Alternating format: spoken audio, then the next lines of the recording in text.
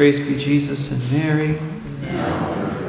Continuing our reflections on Mary and her role in Franciscan spirituality.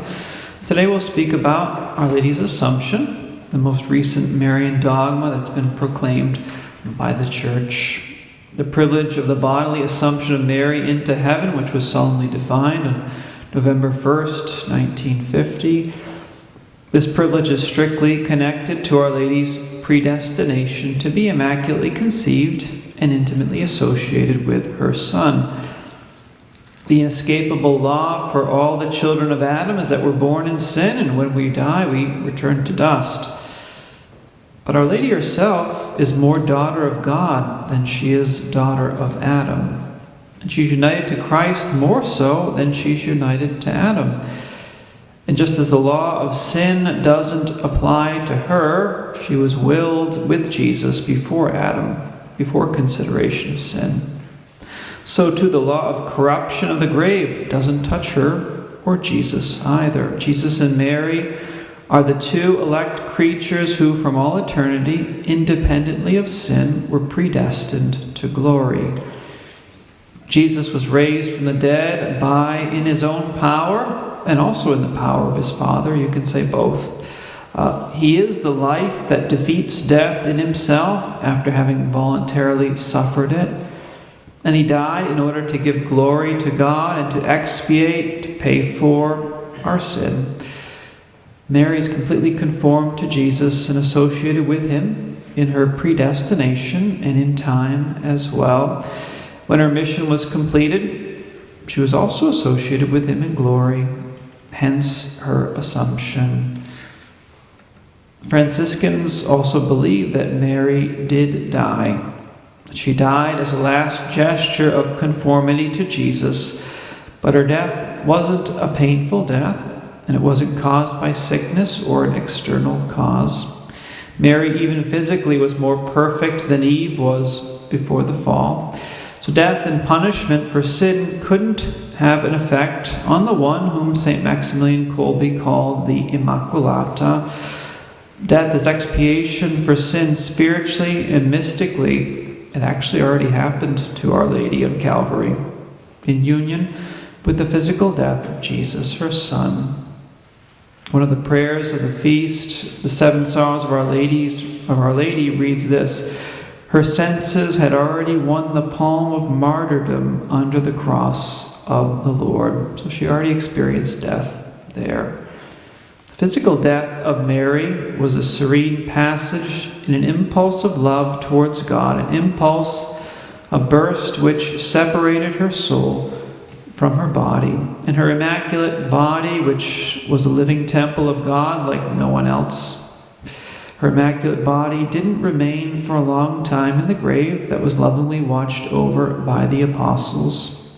The divine Son saw in his mother, as Adam had once saw in Eve, or seen in Eve, he saw in her the flesh of his flesh, Genesis 2:23. He saw her as almost a part of himself, as man. In that holy and pure body of Mary, he stayed 9 months as a living tabernacle, and he willed that her body remain virgin and intact. By her, he was lovingly carried, nursed and fed by her sustenance and maternal milk, held up in her arms, protected and guarded in his first steps. Jesus had Our Lady by his side in the hour of his suffering and death, when the will and the mission of the Father was completed by both of them on Calvary. And so they would also be united in triumph as well, triumph to which Jesus would naturally associate his mother. In this way, the two perfect exemplars of the human race, the man and the woman whom God predestined before the world existed to be his universal glorifiers. In this way, Jesus and Mary completed their course up to the last moment of their lives, and they've already entered into eternal beatitude, glorified in both soul and body.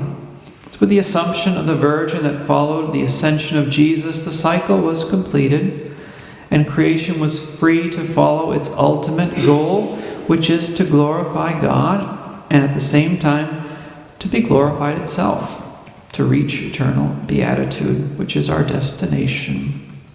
And if the ascension of Jesus appears to us as the triumph owed to the God-man, King of the universe, victor over sin and death, the Assumption of Mary consecrates her universal queenship, the queenship of a creature who's fully human like us.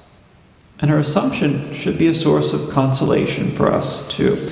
She's the first fruits of that glorification to which we're all called as members of the body of which Christ is the head.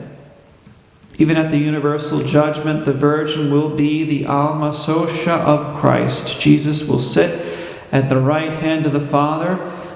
Mary will sit at the right hand of the Son, of her Son. So the glorification of the Virgin is the finishing touch that completes and unveils to the Franciscan's eyes the harmony of God's divine design. That eternal plan of love which has as its center and foundation Jesus, who is Son of God and Son of Mary too. So let's ask Our Lady then for the grace to set our minds and our hearts on the things above, to quote from St. Paul, where she is seated alongside her Son.